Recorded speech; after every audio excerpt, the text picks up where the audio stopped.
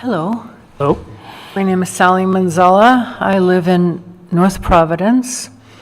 And like Steve and Lorraine and Karen, I've been doing this for a couple of years now.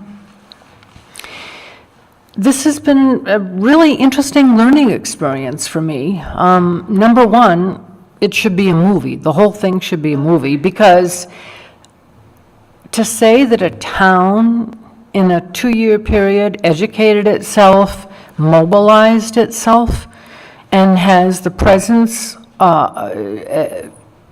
their sort of public speaking skills, their art of persuasion, blows me away. But that's separate from sort of the whole piece. Even EFSB, I did not know anything about it when I started, and I think that for a while I was extraordinarily paranoid about the whole thing, and I thought, oh, this is just a typical Rhode Island thing. There's no transparency, there's only 3 people, look at who those people are. I don't mean as individuals, their job title. And I just thought, and initially I really felt as if there was a bias in favor of Invenergy. And I kept thinking, what is wrong with this board? Do they think that no one is paying attention? I felt like for a while that, Allan Shine, one of the lawyers for Invenergy, was sort of telling the EFSB what to do. What it comes down to, rather than have me go on with this entire story, is that it's 3 people.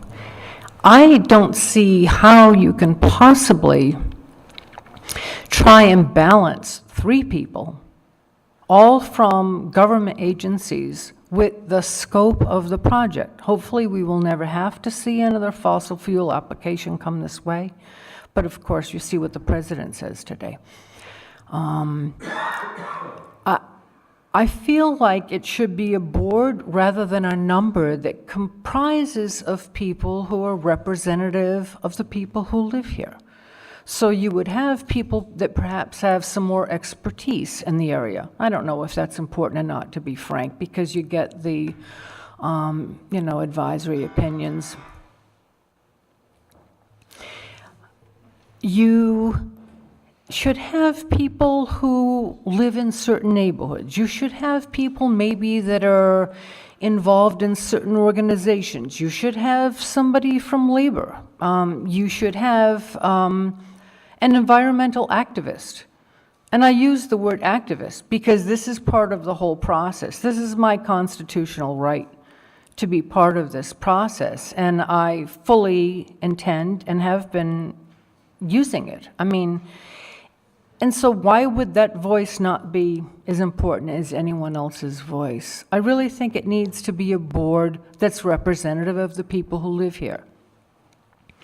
Someone also, I think, well, maybe everybody said, I look at it from a point of democracy. What does democracy look like? And the sad thing about Rhode Island, and I think this has to do with the fact that it's so tiny, it's easy for everyone to sort of be a big fish in a small pond, and that creates a certain dynamic that makes maybe fairness or even true representation difficult, because people might be more self-serving perhaps. And I get that, because it is a different dynamic. But we have a great opportunity here to look at the EFSB and say, okay, at the time, 30 years ago, this made sense and this language made sense. But if we never took the time to evaluate any organization, any statute, any board, we would be in a very odd predicament. It's 30 years. 30 years is a long time.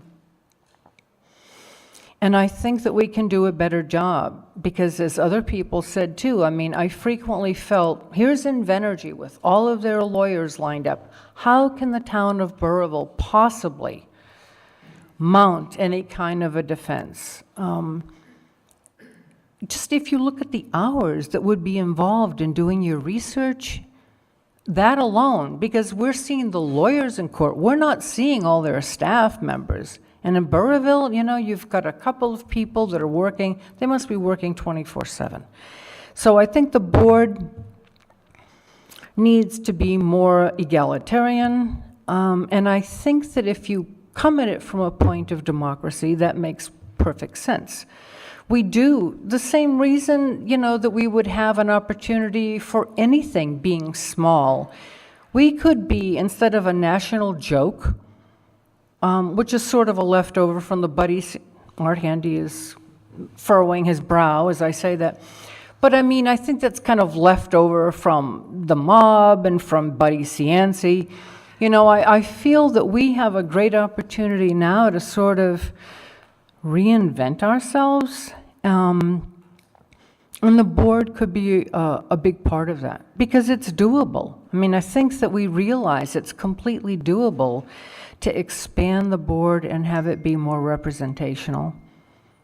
I guess that's it. I feel like I've repeated myself about 3 times, so. Elon Musk does that. He claims he does it 3 or 4 times. He just keeps saying the same thing different ways until people go, oh, yeah. Anyway, that's it. I just want to say, and thanks to Todd. I want to say this about Todd Bianco. No matter what's going on, the man has a cool head, at least publicly. And he's been very helpful. I'm sure he does it for everyone, and I very much appreciate that. You're a very genteel person, and, you know, in this world, that's kind of very special, so. Thank you. Yes, I'm sorry, Dr. Dr. Bianco. Yes, Yeah. yes. Thank you, Sally. Are there any questions?